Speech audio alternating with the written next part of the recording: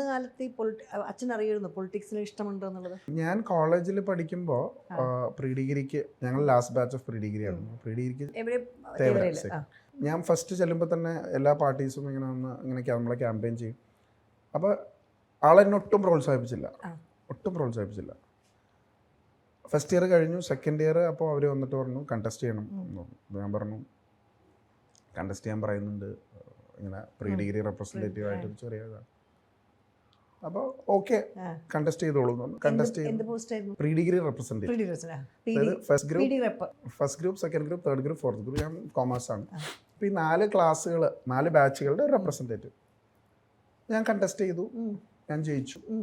അത് കഴിഞ്ഞ് first year ആയപ്പോൾ university union councillor degree UUC അപ്പോൾ കുറേ സംശയങ്ങളൊക്കെ എൻ്റെ അടുത്ത് ചോദിച്ചു. പുള്ളി പഠിക്കുന്ന സമയത്ത് ഒരു UUC എന്തോ ഉണ്ടായിരുന്നുള്ളൂ ആൽബർട്ട്സ് കോളേജിൽ. അപ്പോഴും മത്സരിച്ച് ജയിച്ചു. അപ്പോഴും പഠനം കഴിഞ്ഞിട്ടുള്ള പൊളിറ്റിക്സ് മതി എന്നുള്ളൊരു ലൈൻ ഉണ്ട്. ഒട്ടും പ്രോത്സാഹനമില്ല. ഒരു ദിവസം ഒരു അംബാസിഡർ കാറായിട്ട് വെളുപ്പിന് ഒരു പയ്യൻ സെൻറ്റ് ആൽബർട്ട്സിൽ നിന്ന് ജെയ്സൺ വീട്ടിൽ വന്നു. അപ്പോൾ ഡാഡി പത്രം വായിച്ച് പുറത്തിരിക്കുമ്പോൾ രാവിലെ വരുന്നത്. ഇപ്പോൾ യൂണിവേഴ്സിറ്റി യൂണിയൻ ഇലക്ഷൻ വോട്ട് ചെയ്യാൻ വേണ്ടി കൊണ്ടുപോവാണ് കാറിൽ. അപ്പോൾ ജെയ്സൺ ആൽബർട്ട്സിലാണ് പഠിക്കുന്നത്. ജെയ്സണും എഡിസണും രണ്ടുപേരും അവിടെ നിന്ന് ജയിച്ചു. അപ്പോൾ ഡാഡി ചോദിക്കുകയാണ്, അപ്പോൾ എത്ര കൗൺസിലേഴ്സ് ഉണ്ട്?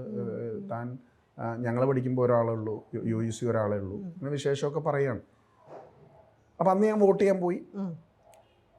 സെക്കൻഡ് ഇയർ ആയപ്പോൾ എൻ്റെ അടുത്ത് പറഞ്ഞു, നീ ചെയർമാനായിട്ട് നിനക്ക് എന്താ മത്സരിക്കാൻ പാടില്ലാത്തത് എന്ന് ചോദിച്ചു. ഡാഡി ചോദിച്ചു.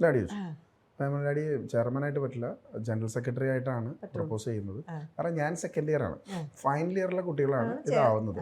അപ്പോൾ അത് അപ്രോപ്രിയേറ്റ് ആയിരിക്കില്ല എന്ന് പറഞ്ഞു. അപ്പോൾ ഞാനത് കൺവിൻസ് ചെയ്തു.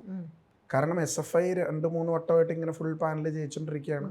ഞങ്ങൾ നോവെയർ നിയർ ദ സീനായിട്ട് നിൽക്കണം. ഞങ്ങൾ ജയിക്കും, 1-2 പേര് ജയിക്കും, അങ്ങനെ പോയിക്കൊണ്ടിരിക്കുകയാണ്.